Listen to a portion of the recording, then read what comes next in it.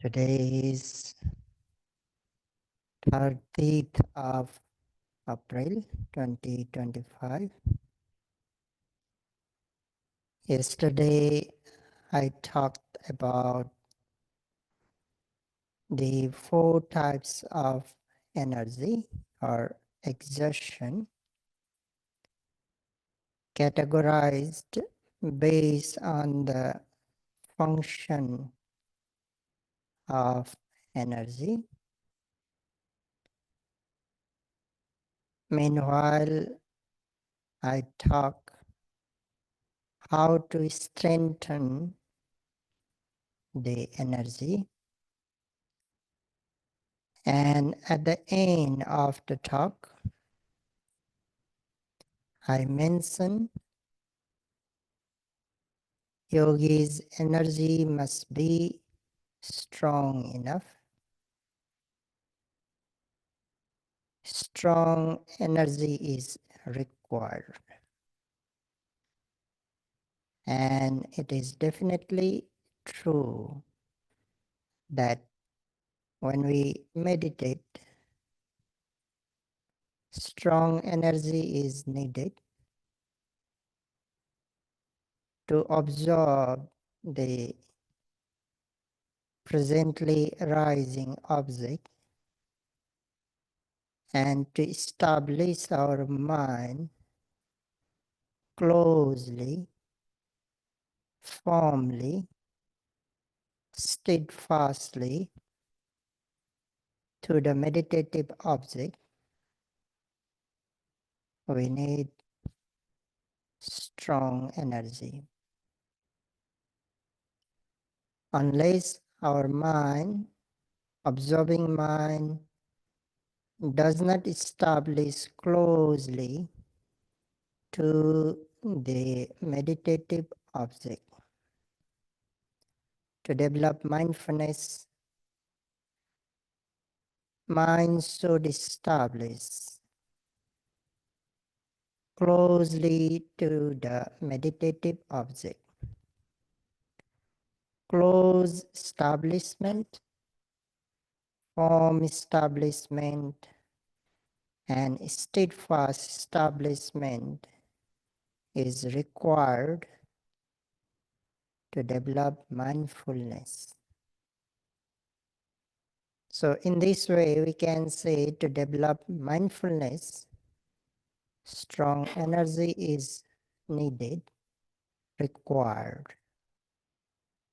We have to push our mind towards the meditative object, and not just to establish closely to the meditative object, but to penetrate into, to plunge into the meditative object. We need energy.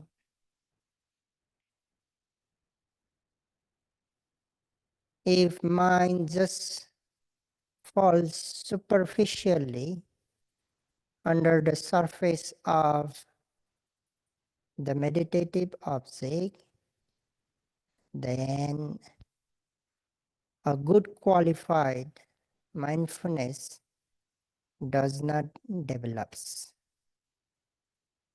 Because the nature of the mindfulness is non-wobbling. Non-superficiality is the nature or characteristics of the mindfulness. So to penetrate, to plunge into the meditative object, we need strong energy.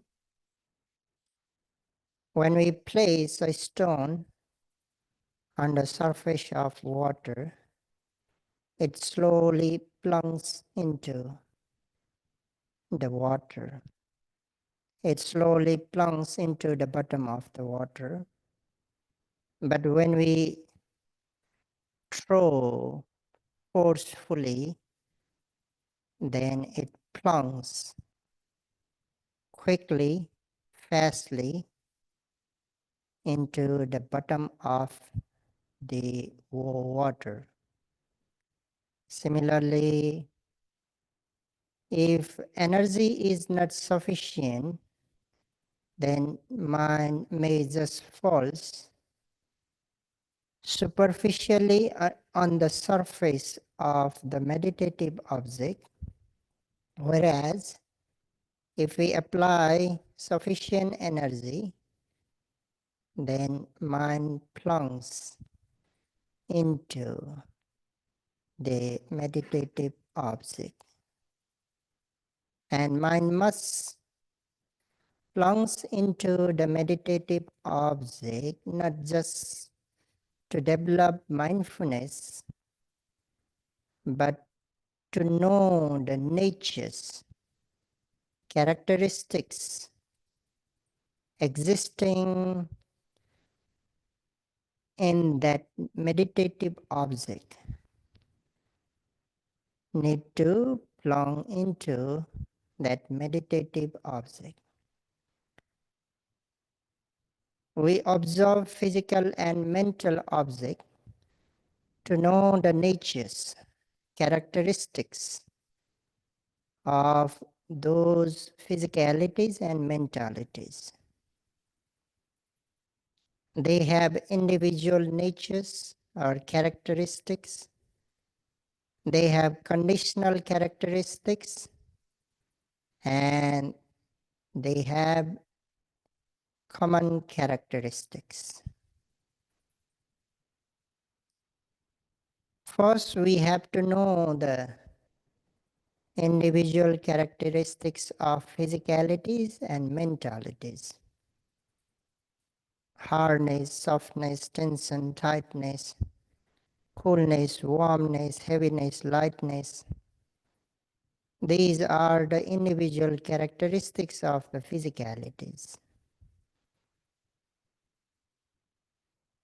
And to know these natures, mind must dive into the physical object when we observe physical object. Let's say when we observe rising, then mind must plunge into rising. When we observe falling as falling, mind must plunge into that falling object. Then we can discover the individual natures of rising and falling. In this way, in order to discover the individual natures, mind must plunge into the object, and to plunge into the object, we need strong energy. So that is also why we need sufficient or strong energy when we observe the meditative object, physical or mental.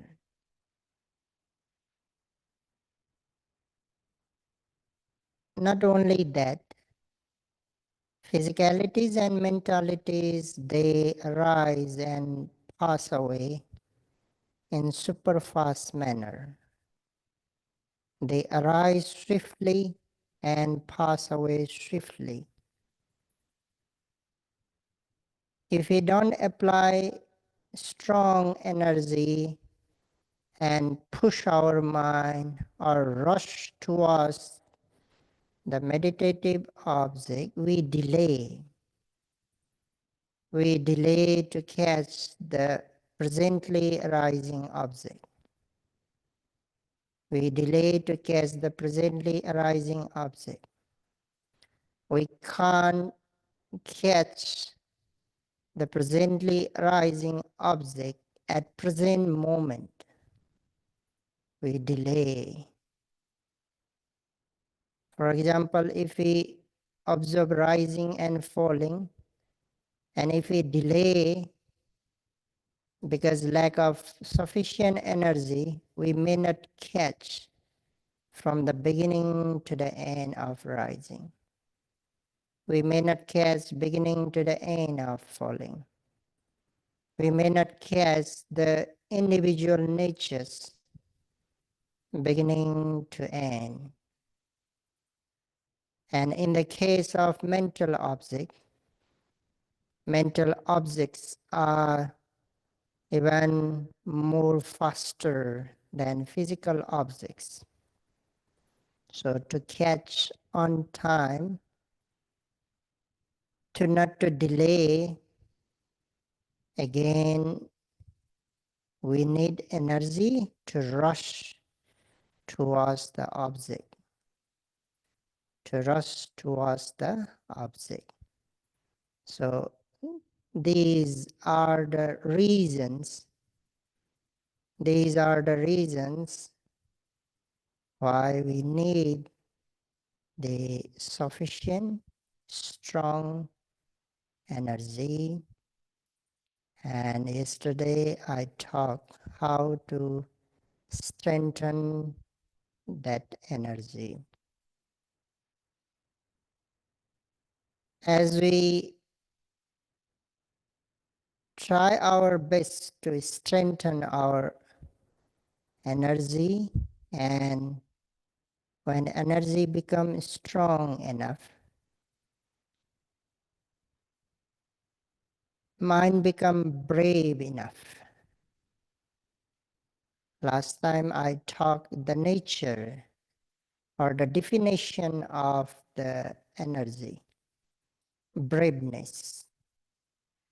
Braveness or the mentality of brave person is the energy. When energy develops, meanwhile braveness of the mind develops. Mind become brave enough. Mind become brave enough to avoid what must be avoided, and become brave enough to perform what must be performed. Generally, our mind is not brave enough to avoid what must be avoided and what must be to perform what must be performed.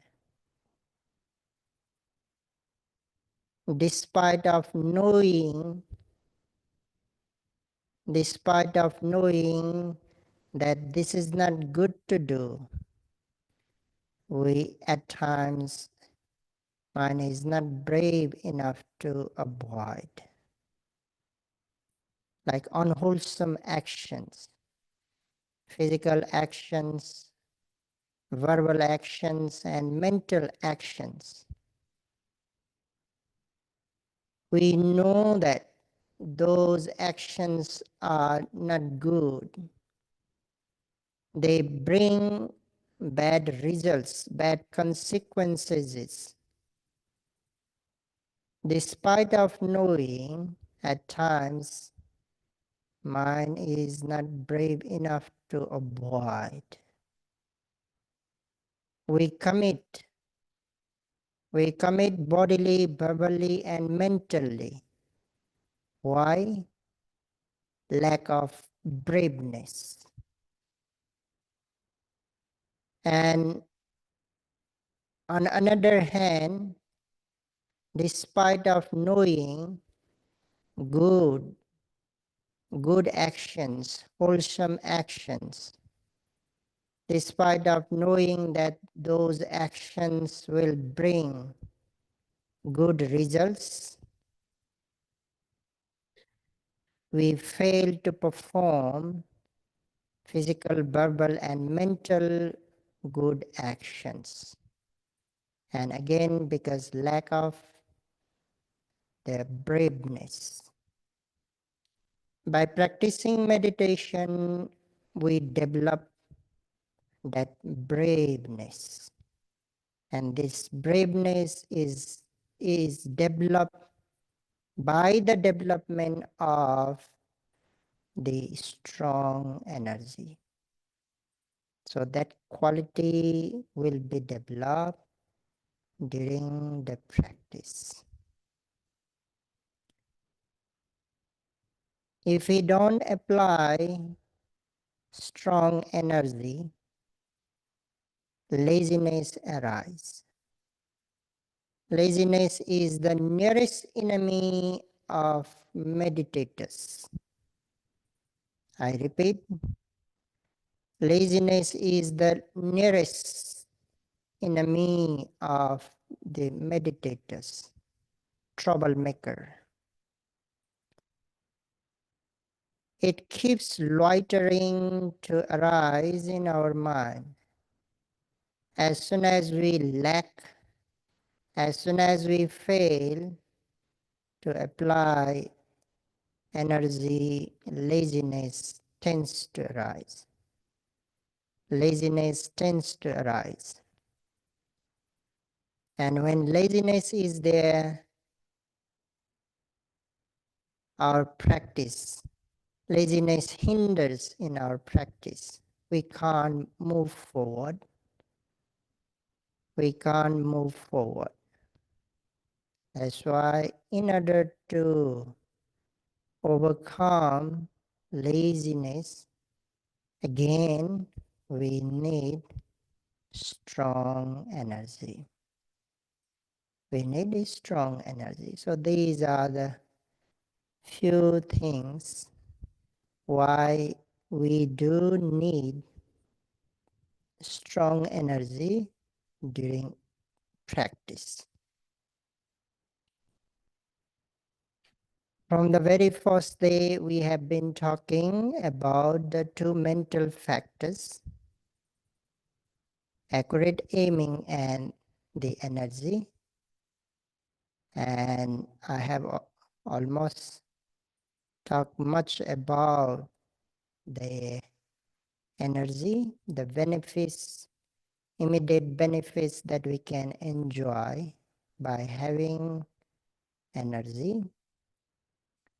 Now it is time to talk a bit more about the accurate aiming, especially to talk about the immediate benefits can be enjoyed by having accurate aiming. The Pali word for accurate aiming is vitakka. Vitakka is the Pali word for accurate aiming. When we lack, when we fail to aim accurately to the meditative object, three kinds of wrongful thoughts tend to arise in our mind. In fact, most of the time, when we don't practice meditation, when we are not doing wholesome things, these three kinds of wrongful thoughts are mostly there in our mind. And they are, first one is kama vitaka in Pali, sensuous thought. Sensuous thought means sense-related thoughts. The thought related to the sense object, associated with greed, attachment, clinging. On the very first day, I have already mentioned few things about the sense objects. I repeat, sense objects are visible objects for eye-based, audible object for air-based, smellable object for nose-based,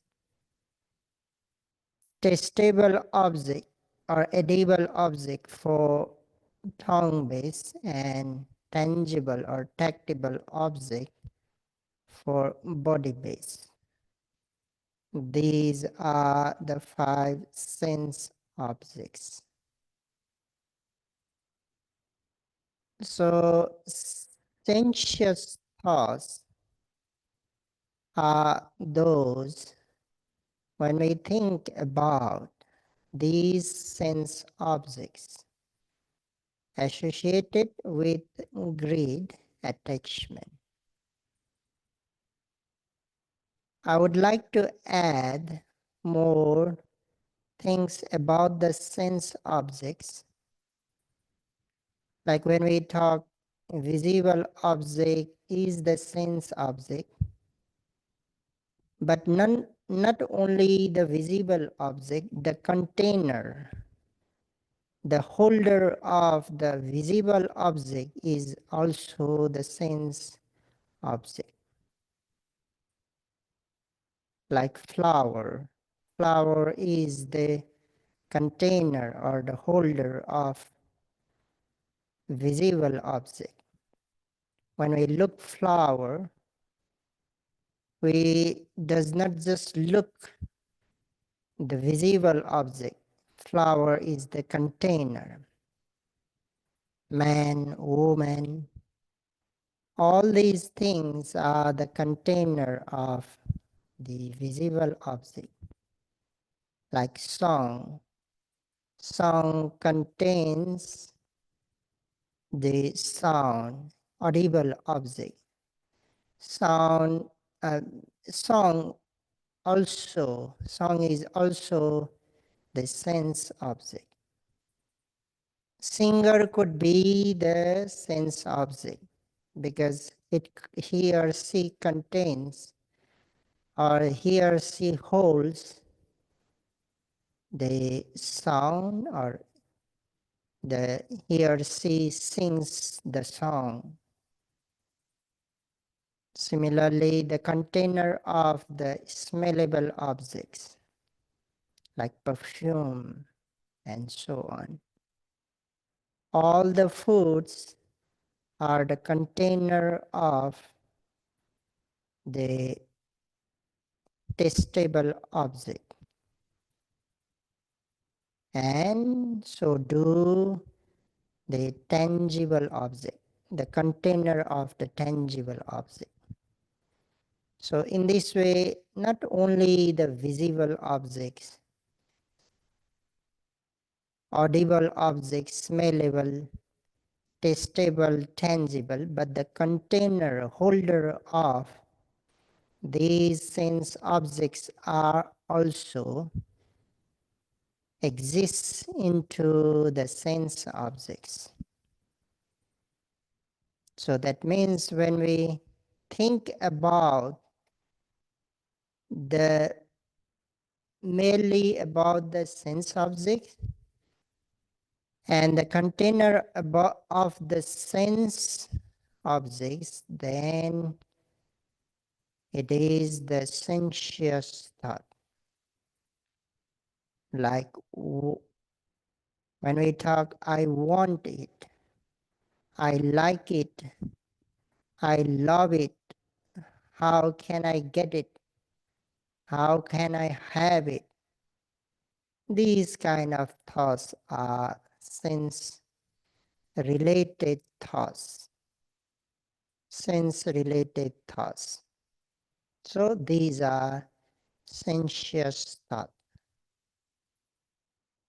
Sensuous thought may emerge in our mind in the form of fantasy, in the form of daydreaming, planning, thinking, imagination, and so on.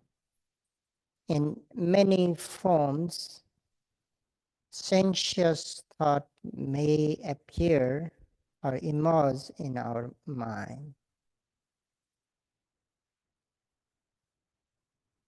While sitting, if we think about the events that we have enjoyed in the past, or the events that we will enjoy in the future, that is the sensuous thought.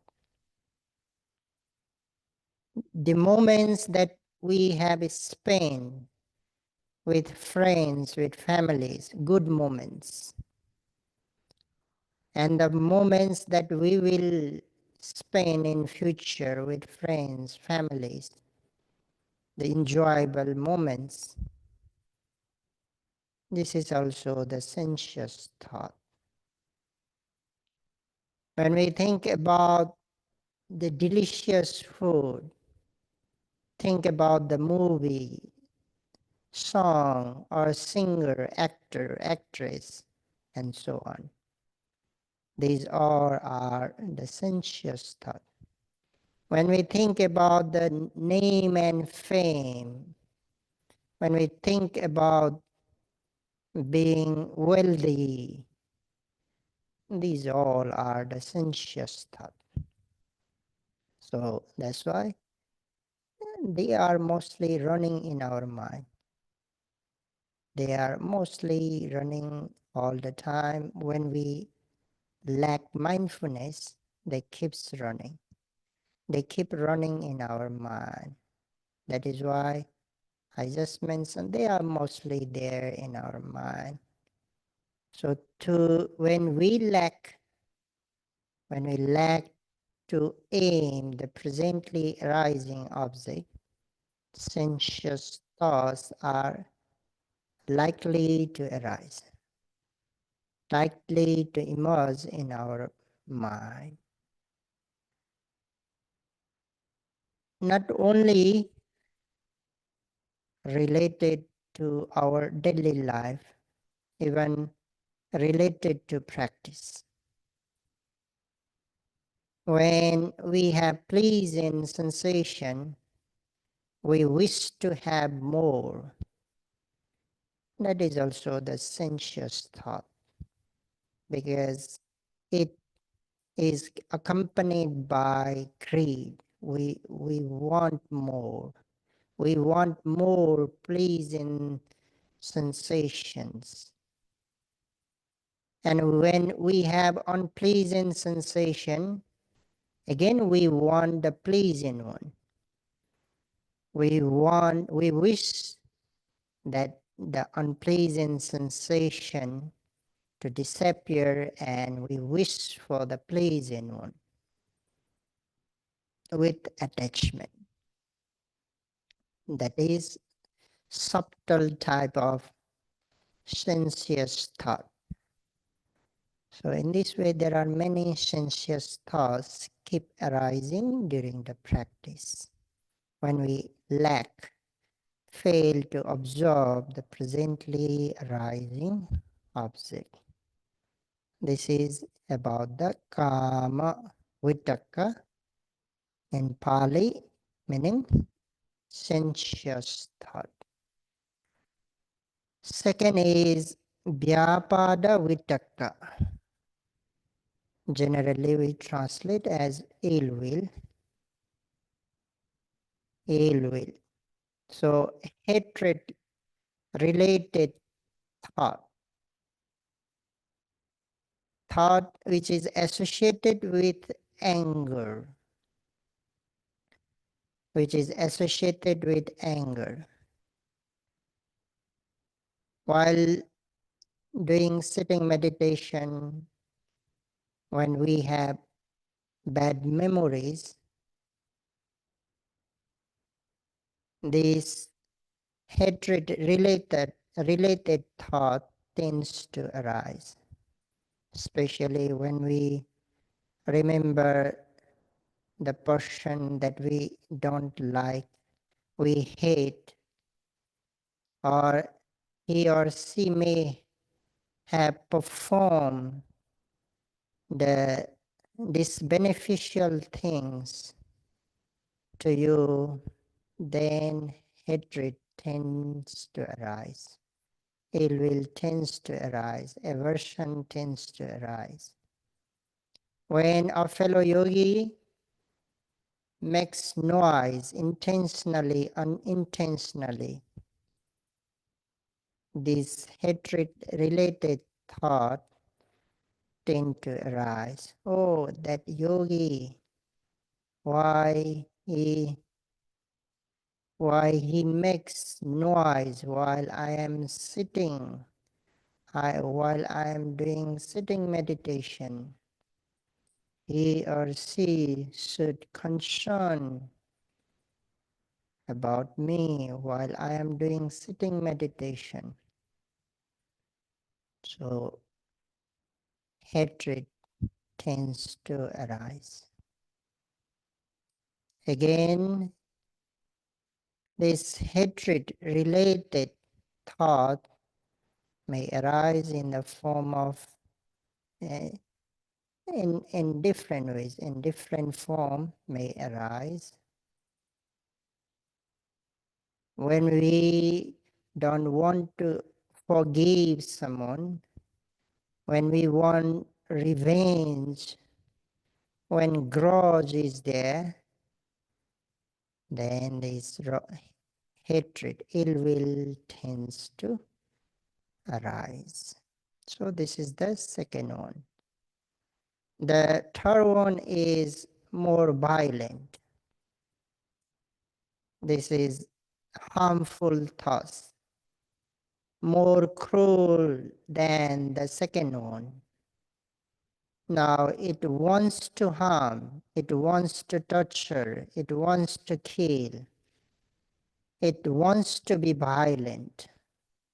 That kinds of thought is the third one, called vihingsa vitaka, violent thought, cruel thought, which does not get angry, but it wants to harm, it wants to take revenge, do something. It wants to be cruel, and at times it wants to kill. This kind of thought is called vihingsa vitaka. Vihingsa vitaka. So the second two thoughts are related to anger, and the first one is related to the greed, attachment. Kama vitaka is related to greed. The second and third, vyapada vitaka and vihingsa vitaka, are related to anger. Vyapada is hatred, the ill will, hatred related thought, and vihingsa vitaka is harmful thought or the cruel thought, which wants to harm, torture, kill, be violent to others. So more cruel.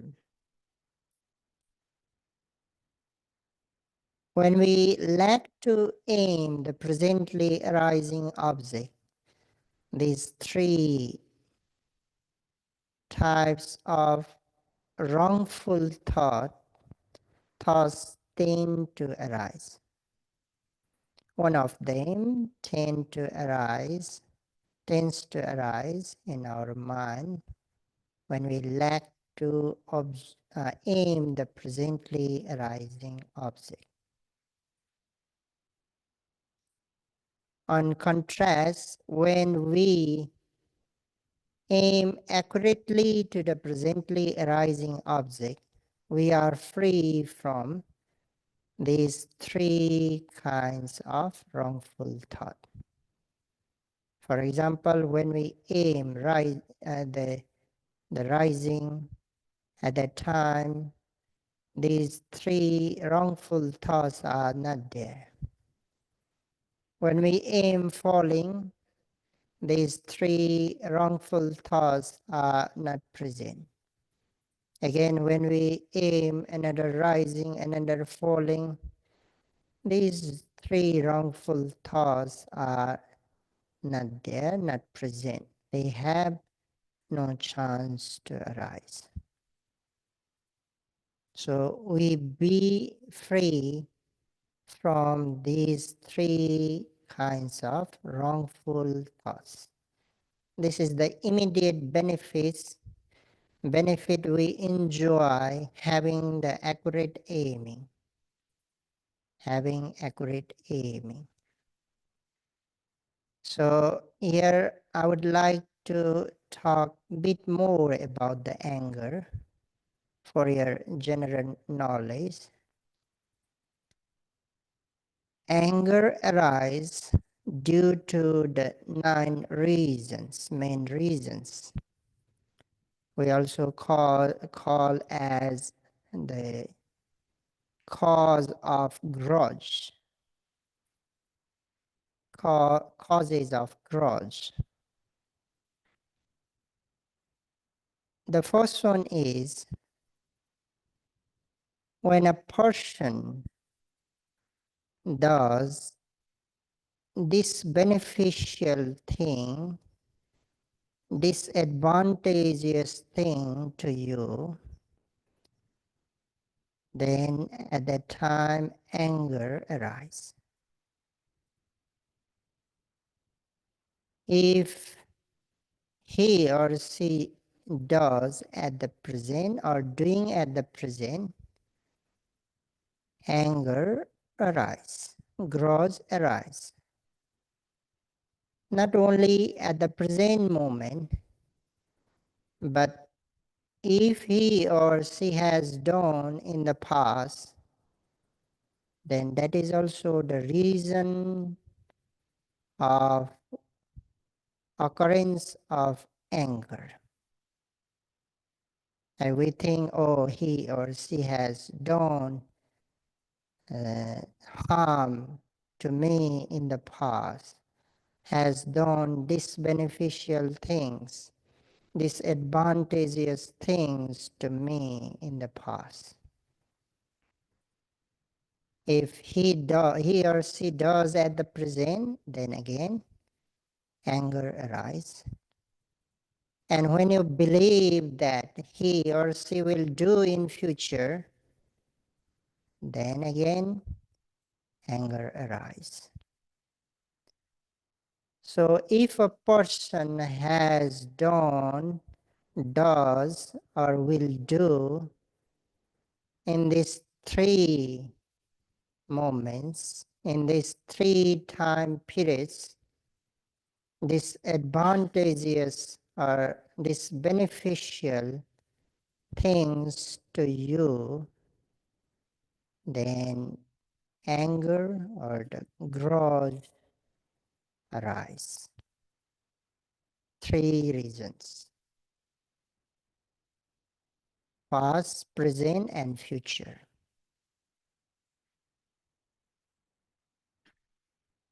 Not only here, we should not think only the human beings.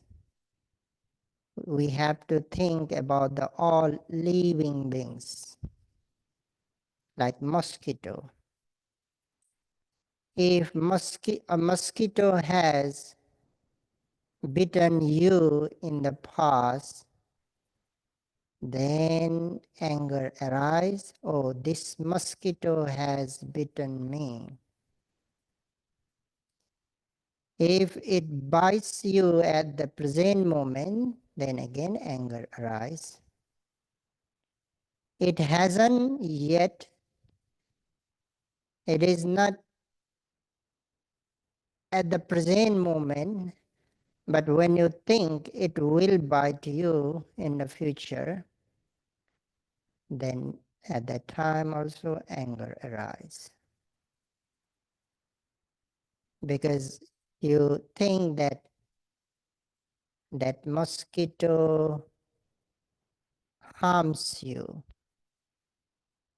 It harms you, that's why anger arises.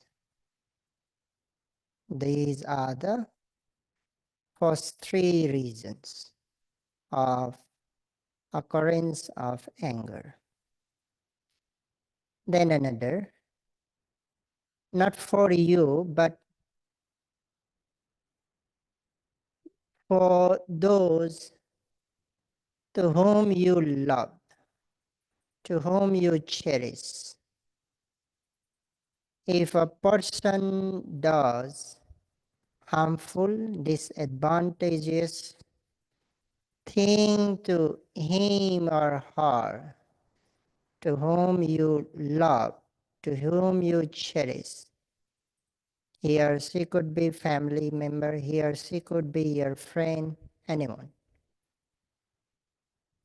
If a person has done in the past, then again anger arises. If a person is doing in the present, anger arises. And if you think will do in future, then anger arises. Not only living, not only human, but like mosquito again. Mosquito has not harm you, is not harming you, will not harm you, but when you think like it has harmed your family member or harming your family member or will harm your family member, then again anger arises. That is why we kill mosquito.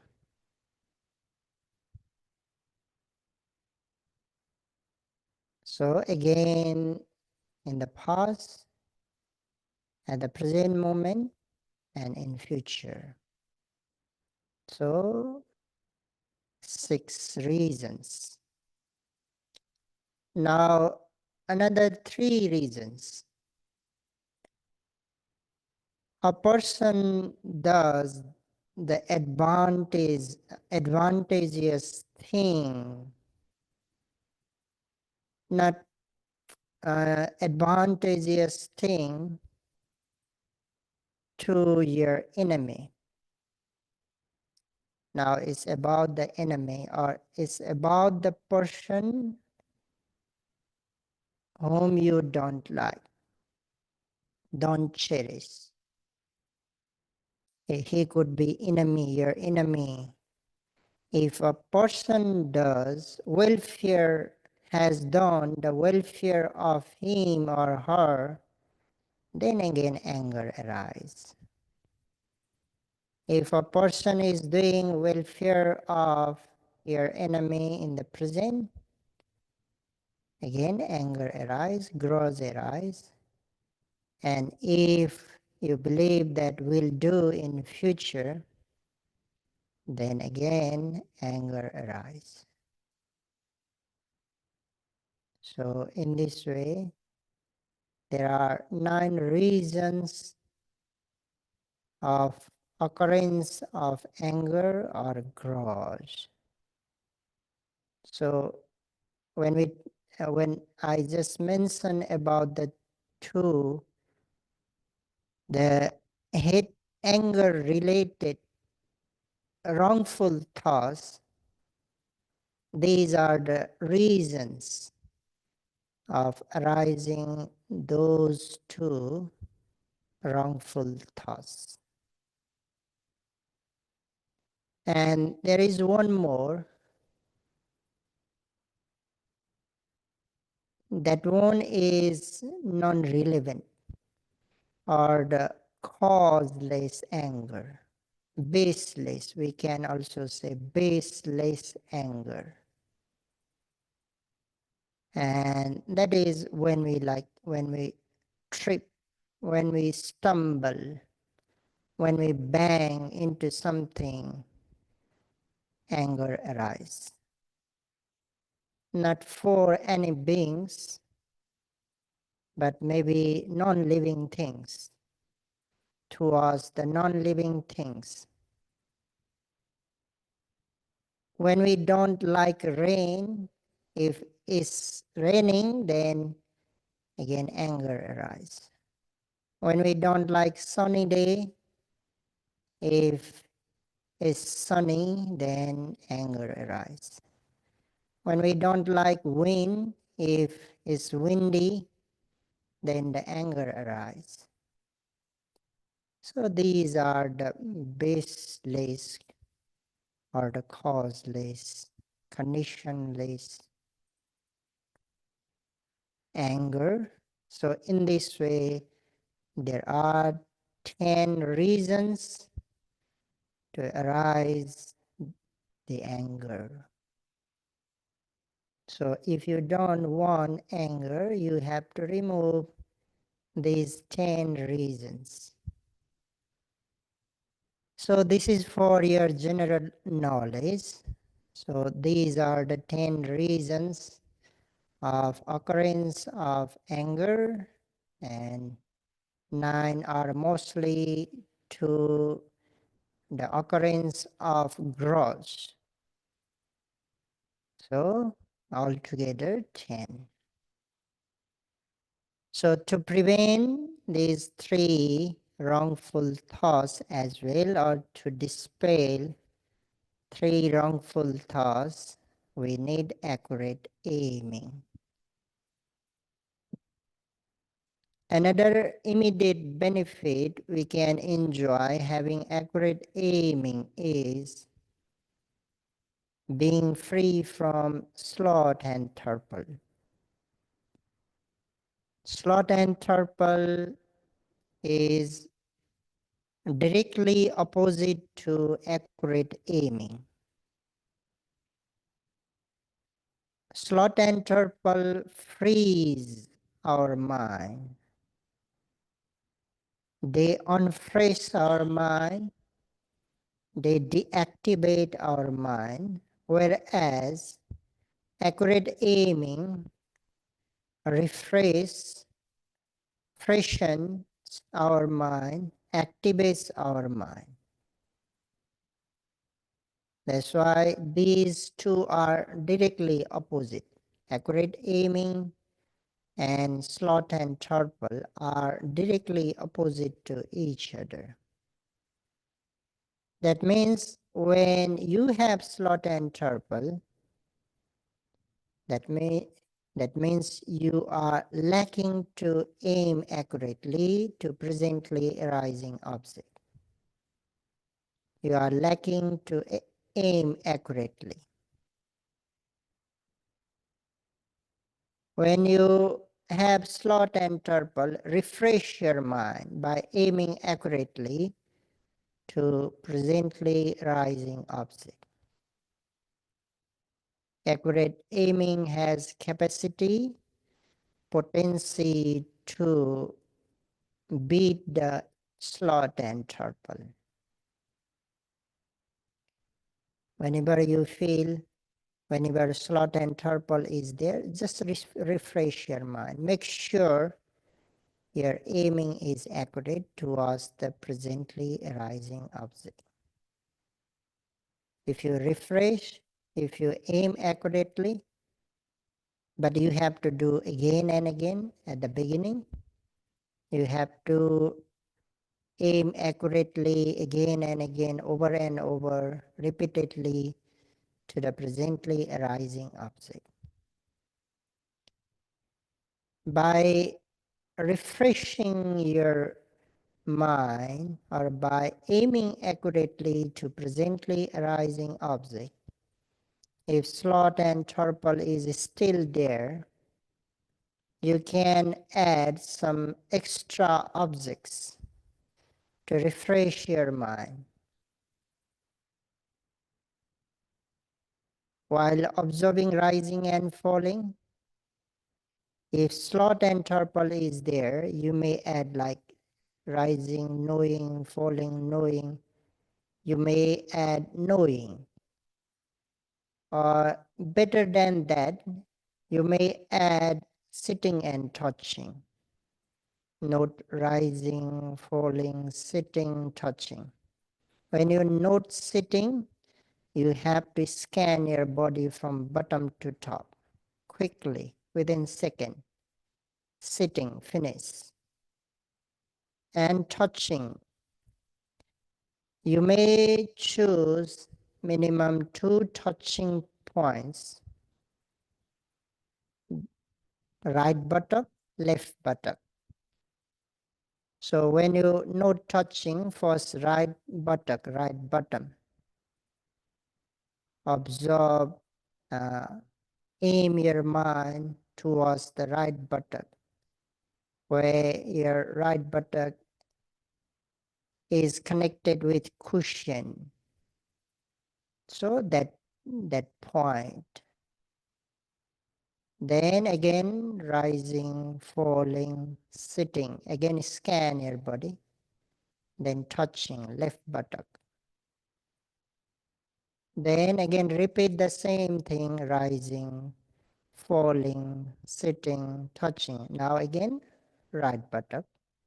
Rising, falling, sitting, touching left buttock. If you add some extra objects, then your mind again become fresh enough. Your sloth and torpor will immediately subside. So this is how we can deal with sloth and torpor. Dealing with sloth and torpor. In fact, that is activating the accurate aiming by adding extra objects. We try to activate accurate aiming, we try to activate energy as well. When we have accurate aiming and sufficient energy, sloth and torpor have no chance to arise. So we dispel, we give no rooms for sloth and torpor, again by aiming accurately and applying sufficient energy. Early in the morning when sunlight hits the buds of flower, it blooms. It blooms. Similarly, when accurate aiming hits the mind or is present in our mind, mind blooms.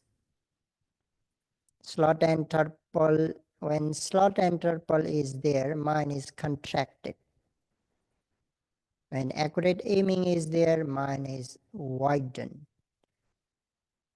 It blooms. So in this way also, they are directly opposite to each other. They are directly opposite to each other.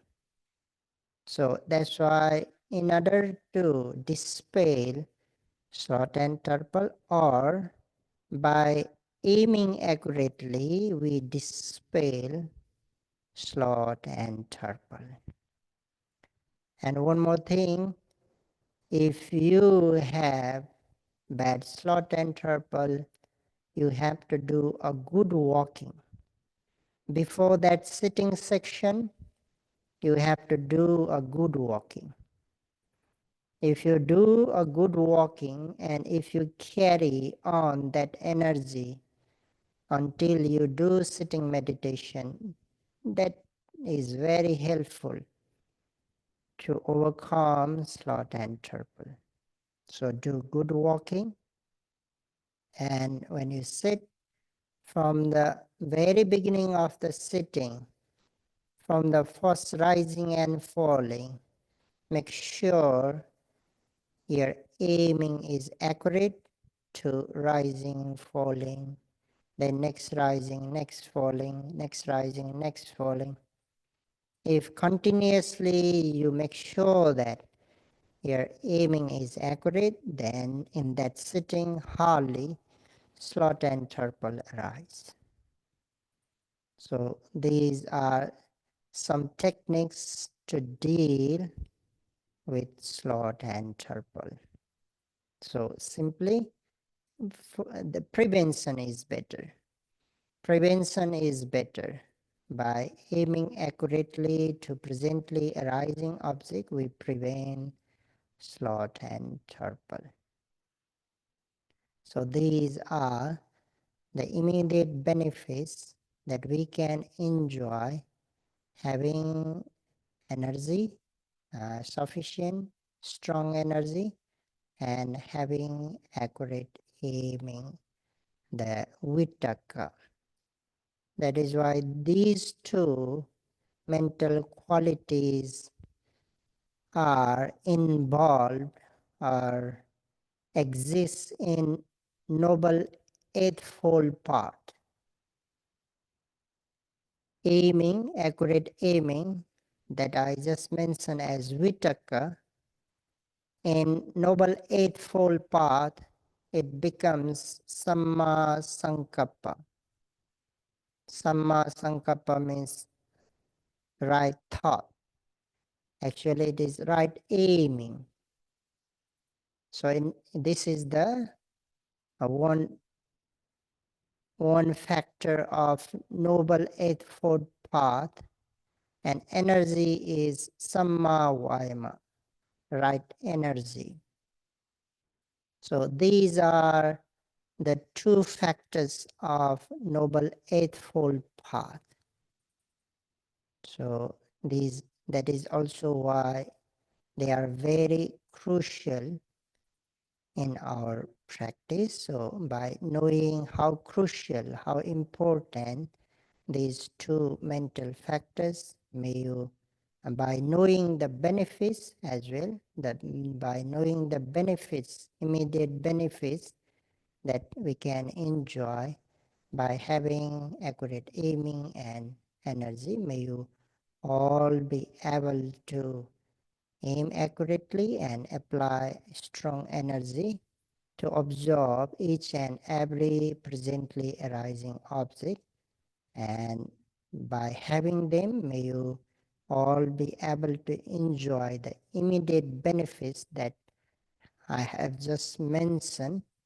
And not only that, these when you have these two mental qualities, they will help you to develop the mindfulness. So may you be able to develop mindfulness, then concentration and wisdom.